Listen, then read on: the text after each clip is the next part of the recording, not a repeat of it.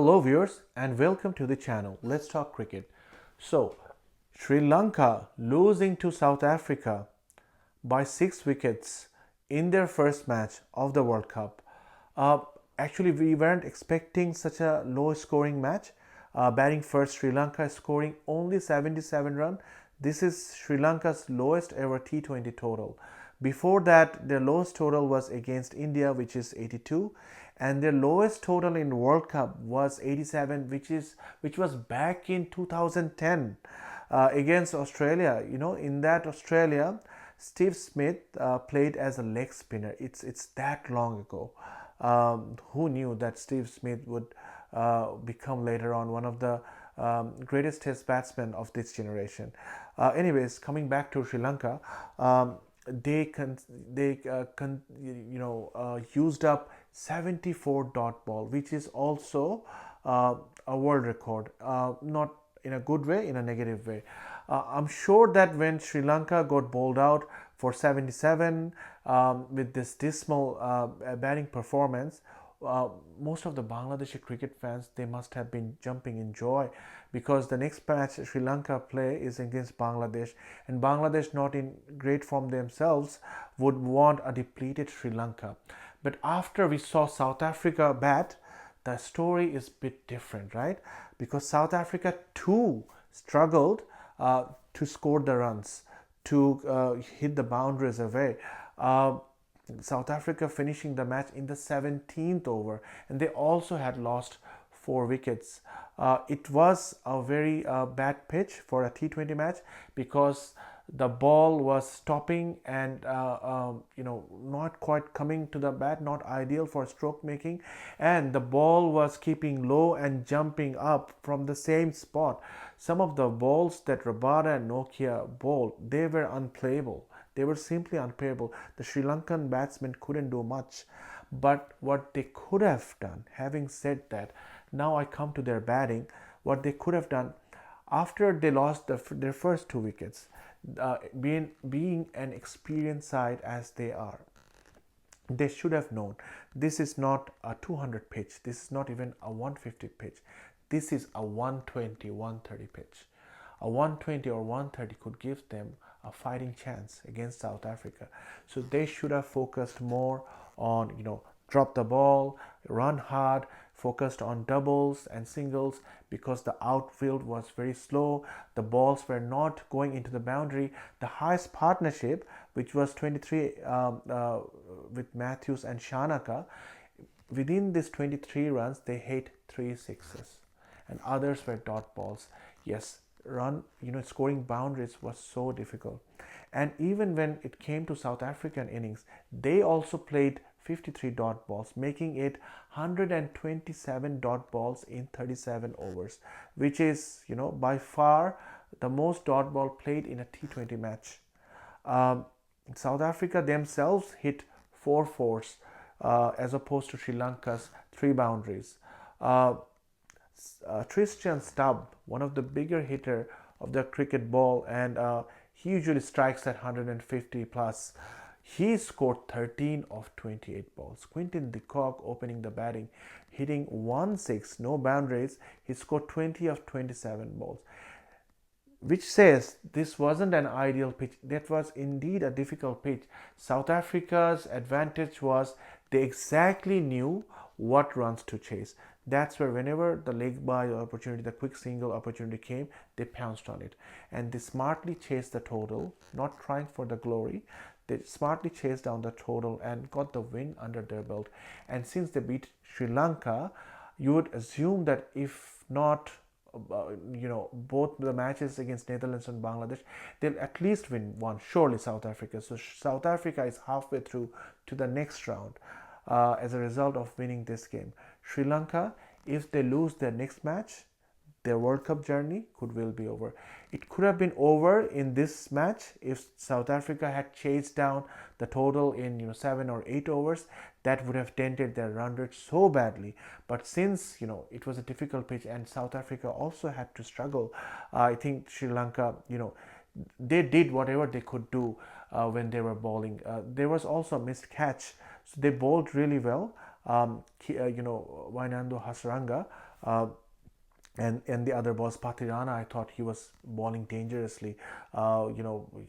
He was just on top of the batsman. Um, with the Sri Lankan batting, some of the batting was really disappointing. For example, after they lost the first two wickets, then the other batsmen really didn't apply themselves. Wainandu Hasaranga, have you seen how far he went to hit the ball?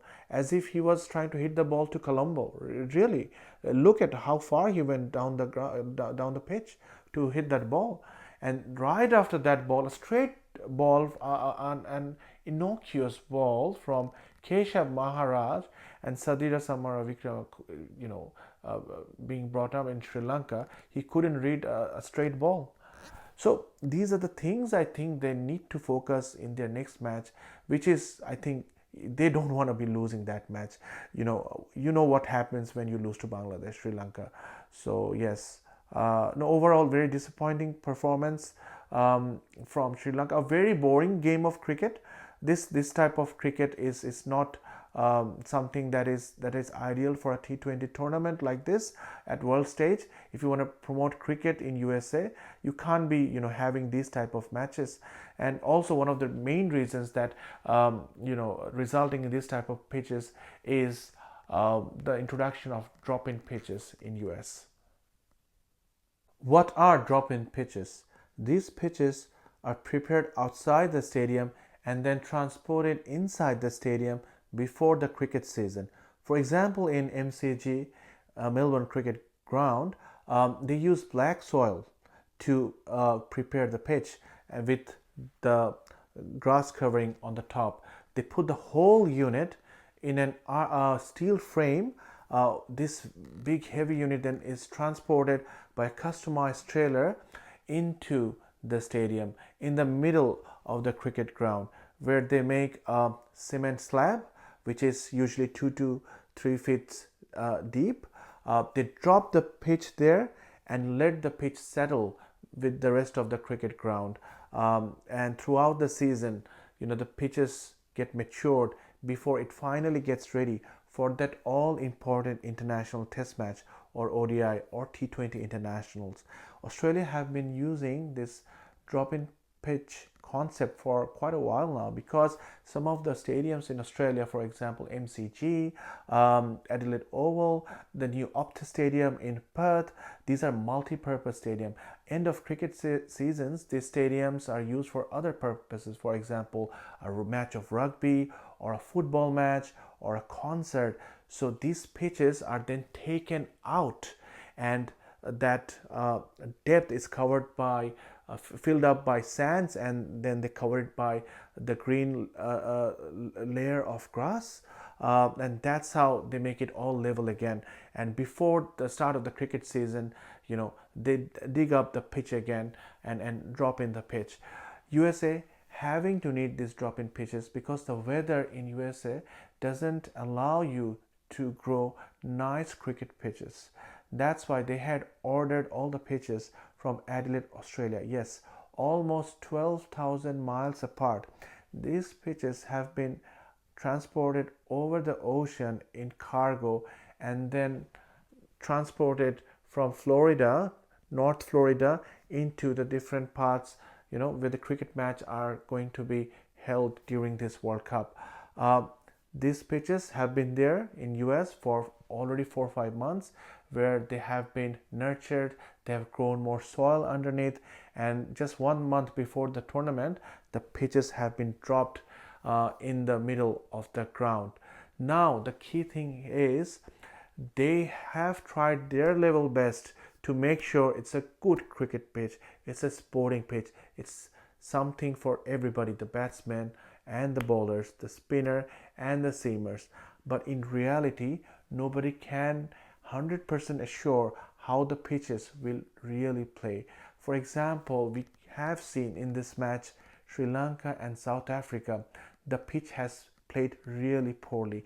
In fact, it is very dangerous. Some of the ball kicking off from the same spot, the ball is also keeping down, the ball not coming to the bat easily, making the stroke play a lot more difficult. This is not a great advertisement for T20 World Cup.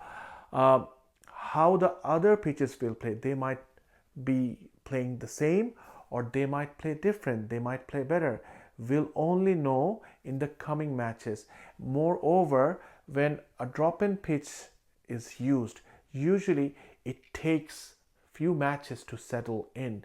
Usually when these pitches are dropped in Australia, they play some domestic matches on it, so the pitches get settled before the international assignments. So this is really going to be interesting to see, how this all concept of drop-in pitch in USA pans out. Also, another major factor to consider is the outfield. Irrespective of the pitch might get settled, might play better in the future matches. But what about the outfield? The outfield has been very, very slow.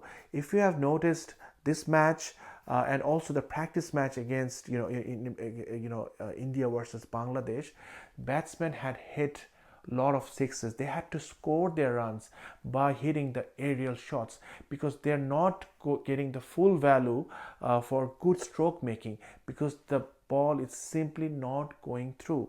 Another important factor which could play a big role in some of the game's outcomes.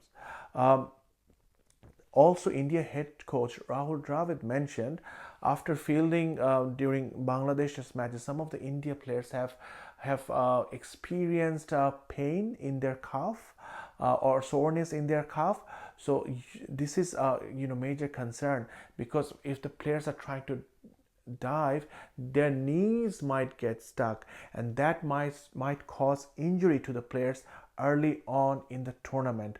So these are the things that might be something big going into the tournament.